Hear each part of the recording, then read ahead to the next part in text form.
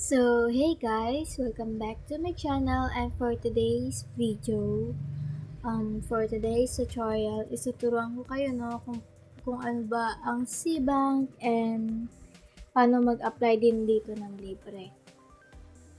So, ang SeaBank is bangko din, no? And online siya pina-process.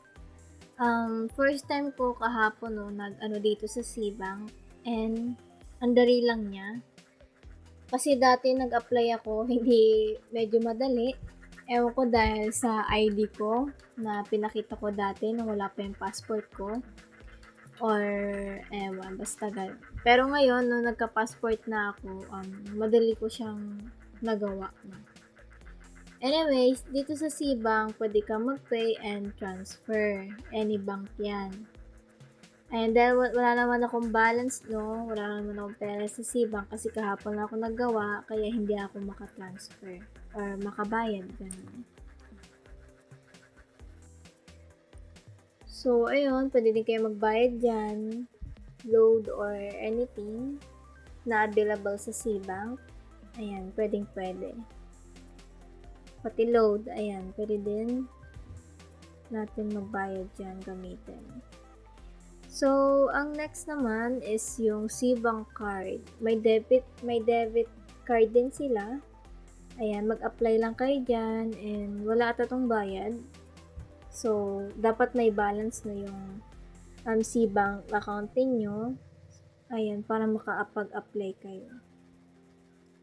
So, ayan. Kasi tinanay kong itap na apply now. So, kailangan daw ng balance. Siguro may bayad nga para maka-apply tayo ng debit card.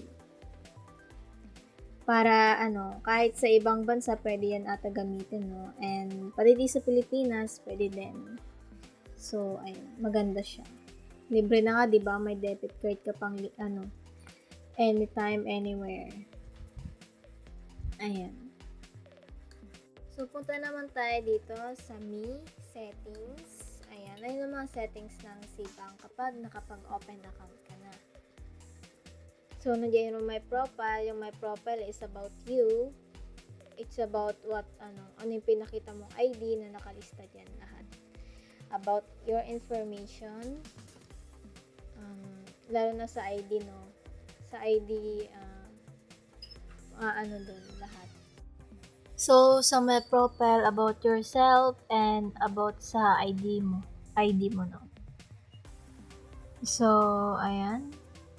Isa-isa ko lang yan, no? Para malaman nyo kung ano yung mga laman niyan. So, ang next is, pwede ka magka-earn and rewards dito kapag ginamit nyo na yung referral code mo.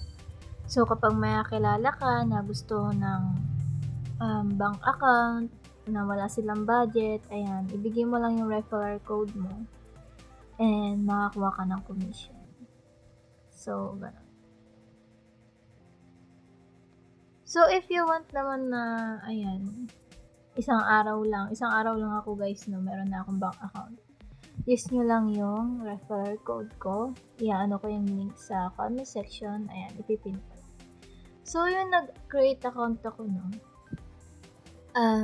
ginamit ko yung passport ko and isang click ko lang ang bilis. Yun na. Lang ako, no, lang ako ng personal information ko and ayan yung mga accepted, no, na documents, ID sa SeaBank account. So, yun na nga, no, passport ginamit ko and pinicturean ko lang and nag-face verification ako and nag-review lang sila ng 1 day, 24 hours. Tapos, ayun, meron na akong bank account dito sa SeaBank.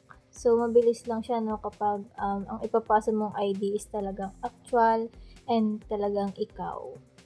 So, ayun. Kung may questions kayo, no, na kayo sa SeaBank help center nila. Ayan lang, kung gusto nyo nung yung mga tanong, basahin nyo lang.